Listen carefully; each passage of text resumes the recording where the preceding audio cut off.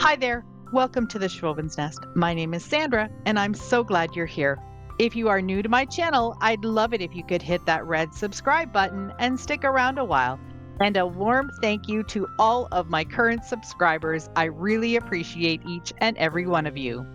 Okay, guys, we are in my storage space. It is in the middle of getting a little bit out of control, I would say. So I'm going to be doing some changing up and some switching around and some organizing and decluttering. You can see here that I have a bed frame. I've got a box spring. All sorts of things are in here. But what I'm going to do is I'm going to take you shopping with me, and we are going to create some industrial farmhouse projects. And to me, industrial farmhouse means wood and metal, black metal, silver metal, whatever suits your fancy. But for me, it's black with a nice dark walnut wood or maybe even a beige wood. And I'm going to see what I've got here that I can pick out and create something. Okay, let's take a look in here. I see a metal canister back here. This is something really old that I got from my neighbors at the cottage. It's just one of those classic ones. I don't think this is aluminum. I'm not sure what that material is, but I'm definitely going to do something with this. I found a really vintage looking coffee label on Creative Fabrica and I printed it out on water slide paper. With water slide paper, you want to make sure you're printing on the glossy side of it, which is what I did. Now I'm going to take some Rust-Oleum clear finish, and the one I happen to have on hand is semi-gloss, but you can use matte, you can use high gloss, whatever you've got. I'm going to give it 3 good coats. And when I say good coats, you want to make sure that it's really nice and wet and you let it dry completely in between the coats. You can see how shiny it is here. I let it dry for probably a good 15 to 20 minutes before I add the next coat. And as I said, it's going to need 3. I've already cut out the label and you can see here that I have just a tiny little bit of white space around my label.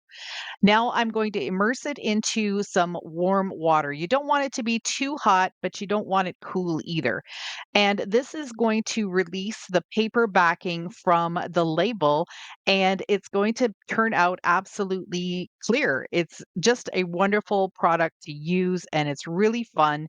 You can add these to just about anything. It doesn't have to be a plain canister like this. It could be something painted, it could be a sign, it could be wood, whatever you want.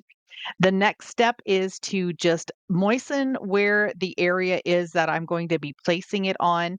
And then when I go to pick it up, it usually takes about 15 to 30 seconds. You want to be able to push it up with your thumbs and have it start releasing off of the paper. And you can see that it's doing that here.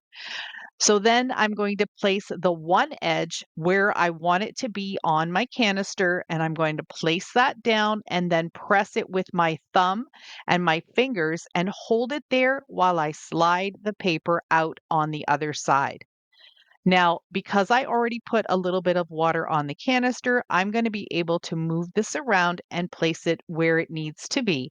So nice and straight. And then just taking a paper towel, I'm gently going to dab off any of the excess water. If there's anything underneath it, you're going to want to make sure that you gently press it out. But basically, this is it. That's all I did to this canister, and I think it looks absolutely amazing.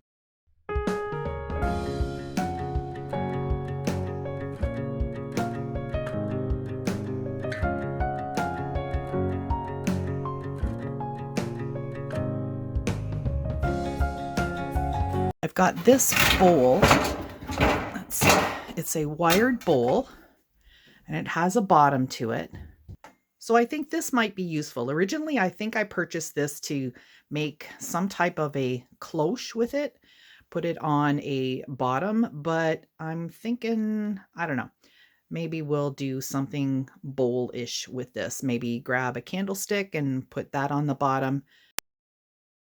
I went back into my room and I found this little black candlestick. It's going to be perfect as a pedestal for this bowl. But those little wires that are sticking out, they're not letting me glue the pedestal right onto the bowl. So I need something to lift it up a little bit. I've got a little piece of painter's stick here, and I'm just going to use my miter shears to just go over it a few times.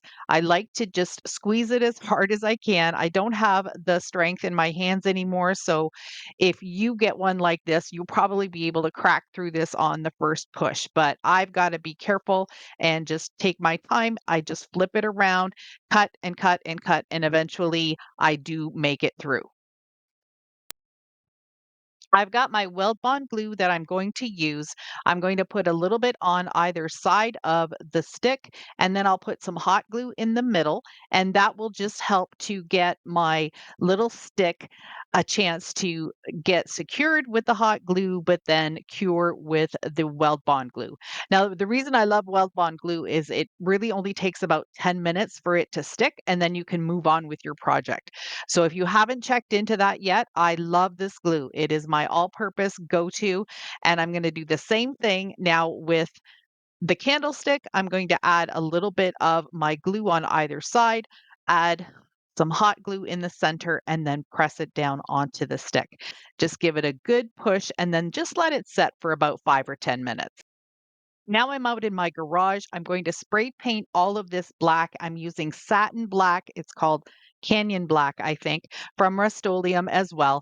And I'm just going to do my best to get all of the little pieces. It actually turned out really good. I didn't even have to turn it upside down. Everything just sprayed really well. So I'm just going to give this one good coat. I'm going to include the candle stand at the bottom, which, by the way, I put on upside down. I don't know if you noticed that before, but the base of this candlestick, which is now the base of my pedestal bowl, is actually the top of the candlestick. So I flipped it around and made it look even more unique.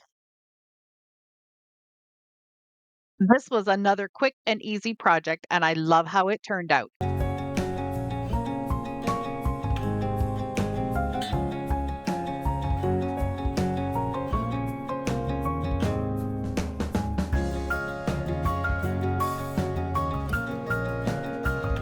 Now I need some wood pieces. I need to incorporate some type of wood into these projects.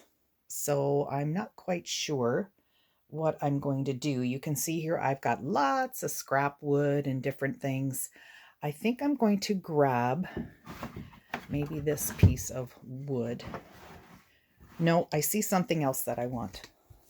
This is something that has already been used, but I'm going to repurpose it. Let's see if I can get this out without making a huge mess. There we go. Okay, let me show you this. It's kind of hard, but so this is, I'll lay it down on the floor. So that is a cutting board that I made into sort of a French country. And I think that would make a really cool antique sign, possibly. But I think I'm going to take it back down to the bare wood. And I don't know. I'll see. See what I do with that. Not quite sure yet, but I think that will be great. That butterfly is definitely coming off though. So as I said, I'm going to remove the butterfly. It was just on there with a couple of screws, so it was really easy. This originally had a hook on it, but the hook broke. So I ended up just using it as just a metal piece, but I don't need it for this project. At first, I thought I was going to take this down to the bare wood, but then that meant going outside, plugging in my electric sander, and I just got a little lazy and I didn't want to do that. So I changed gears just a little bit. So I am just sanding off some of this. This was a tissue paper printable that I had put on previously, and I want to make sure that the holes from the screws are nice and smooth as well. So I ended up deciding just to paint the whole thing black. I painted the back of it, and now I'm painting the top of it here as well as I also did the sides.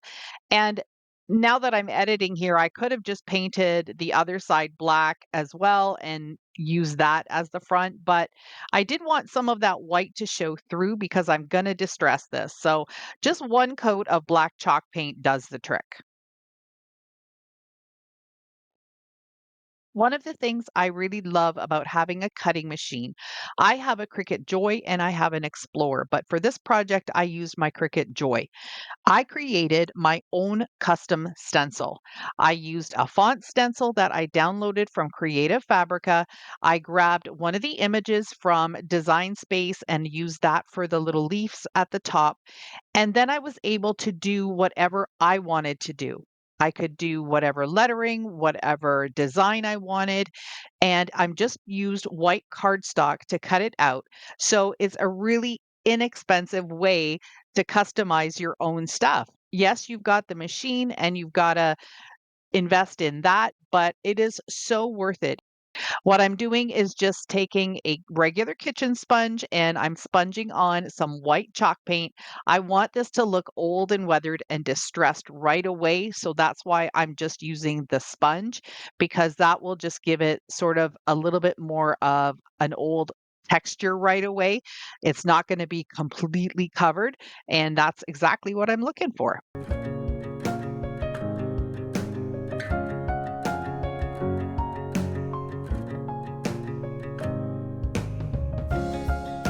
I'm going to add some knobs down at the bottom. These were gold and I had already painted them black for a previous project. As you know, I repurpose everything. So if a project doesn't sell, I take it apart and I use the parts for something new. So anyway, I'm just going to sand some of that black paint off, make them a little bit more rustic.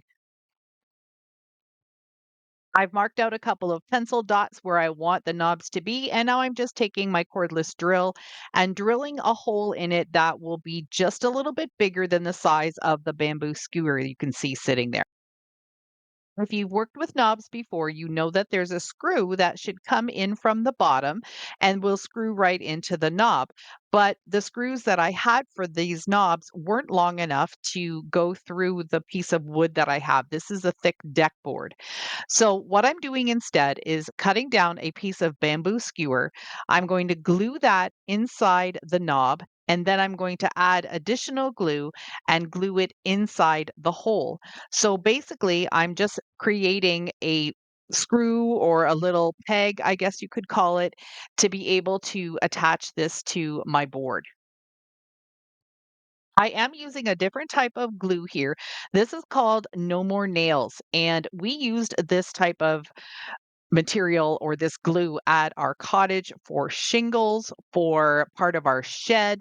And let me tell you, you don't need nails when you got this stuff. It sticks everywhere. So I had a little bit left over, and because I wanted these knobs to be really, really secure, that's what I decided to use. So I'm going to make sure that there's enough glue on the skewer, enough glue on the inside of the knob, and then I'm also going to make sure that the bottom portion of the knob also has some glue on it. Of course, once I stick my skewer in there, there is a little bit of glue on the outside there. You can see it, and that's perfect because then all three things are glued together. The drying and curing time for this glue is 24 hours. So I had to just lay this down on the floor and let it cure overnight before I could do anything else with it.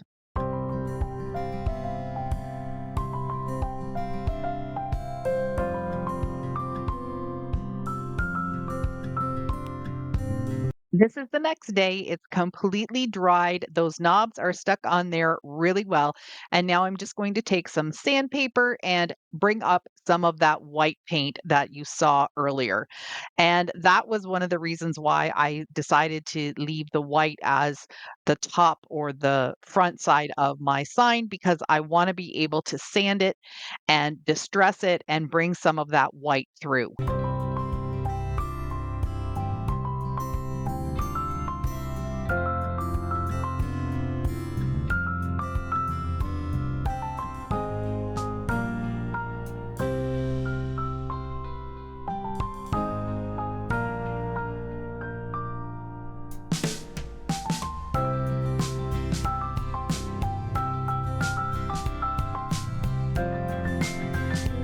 Now that you can see the white, I wanna dirty it up a little bit.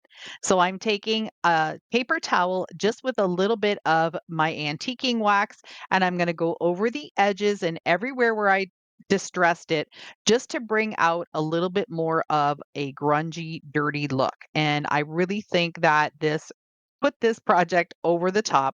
I think if I would have left it just completely white, it still looks a little too traditional farmhouse kind of, so I decided I wanted to make this a little bit more rustic. And it worked out really well. I'm going over the letters a little bit too, and just going very lightly to start, and then I just darkened up some of the corners and the edges a little bit after. I think this project turned out really beautiful.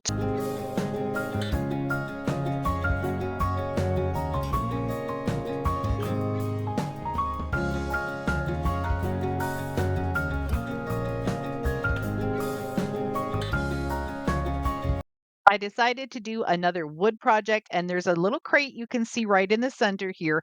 I had to just freeze frame the video because I went way too fast. And so I'm going to grab this little bucket and see what I can do with it.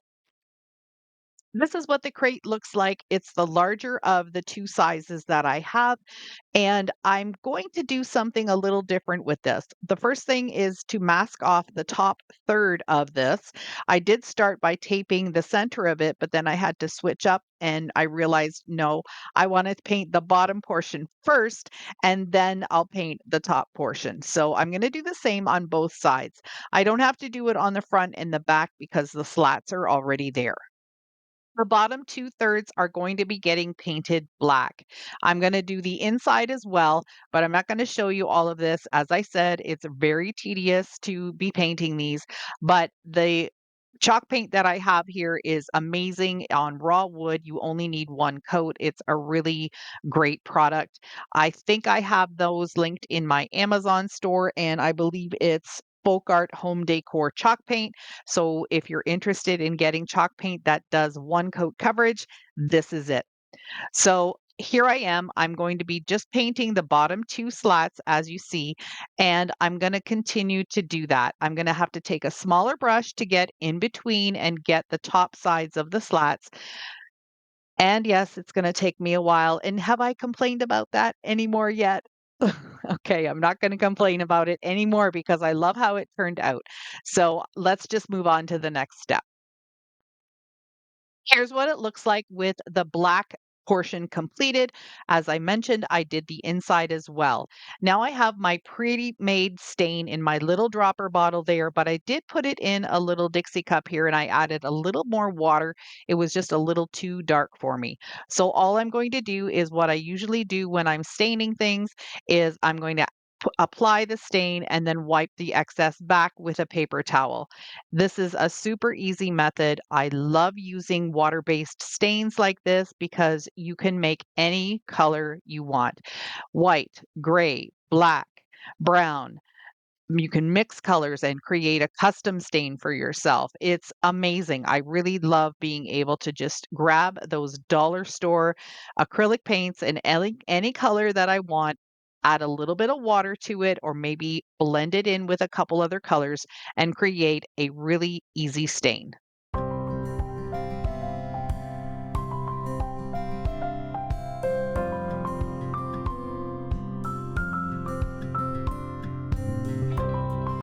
I really like how the crate turned out, but I felt it needed something a little bit extra. So I'm taking 4 of these little corks that I have, and I'm going to be painting them with a light gray, and then I'm going to make them look like metal. These are going to become little feet for this basket or crate or bucket, whatever you want to call it. So I've got 4 of these little corks, and once these dry, I'm going to be going over it with a sponge and some metallic gray paint.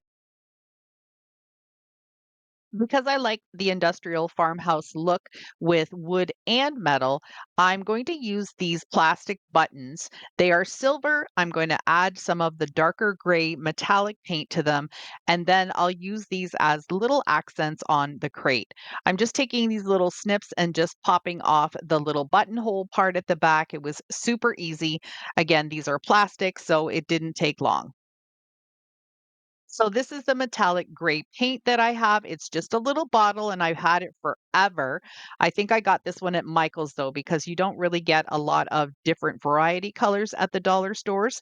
I'm just using one of the Dollar Tree's makeup sponges to apply it. And in hindsight, I should have left the little buttonhole thingies on at the back because then I could have hung on to these a little bit better while I was painting them. Lesson learned. Next, I'm going to do the same thing with the little corks and then let them all dry.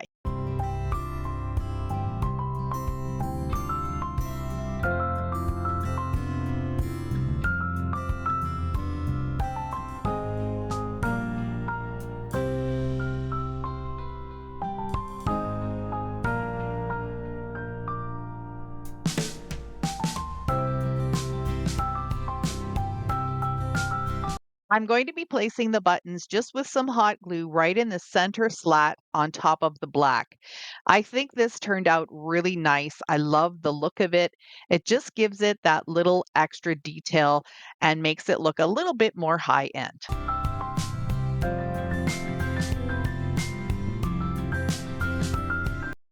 I'll do the same thing with the feet, and I'm going to be gluing them right to the edge of the bottom there. You can see that there's a little bit of a lip.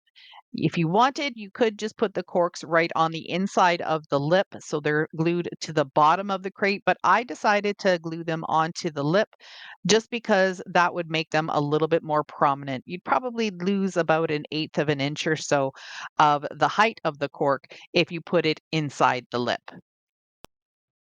I think the addition of these little details made all the difference in this crate. It turned out great.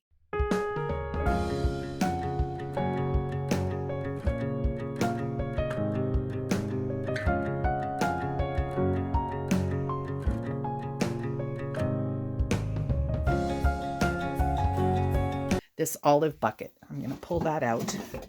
Oh, it's got another bucket in between or inside of it. Let's take a look here. Okay, so I've got this olive bucket. It actually looks really nice with the brown on it. So I think I might use that, maybe make some type of arrangement with it, or even maybe a little topiary tree. That might be fun too. So the olive bucket is not staying brown. I decided to just take it black, just the part where it is all brown. So I'm just taking a small brush, my black chalk paint again, and it's just going to need one coat. And I'm just going to be really careful not to get anything on the galvanized portion. And I really like the look of the black with the galvanized instead of the brown. Let me know what you. Originally, I was going to make an arrangement for this, and I actually did make an arrangement. It's the Sola wood flower one that's in my pedestal basket in the first project. I didn't like how it looked on the olive basket here, so I just ended up grabbing one of my green half round spheres, and I think it was just the right touch.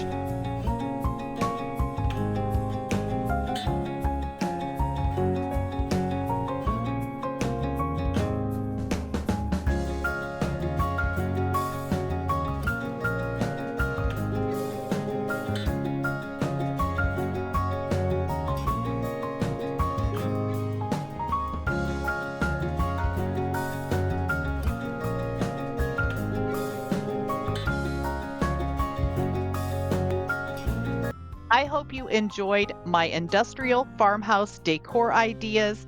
I hope you got inspired to do something a little bit different, still farmhouse, but just a little bit with some different colors, not white all the time, a little bit of black, a little bit of dark stain. I think they turned out gorgeous. Thank you so much for spending some of your time with me today. I truly appreciate each and every one of you. Don't forget to do all the things. Hit the like button, the subscribe button, and that notification bell so you don't miss out on anything else I have to share. Bye for now.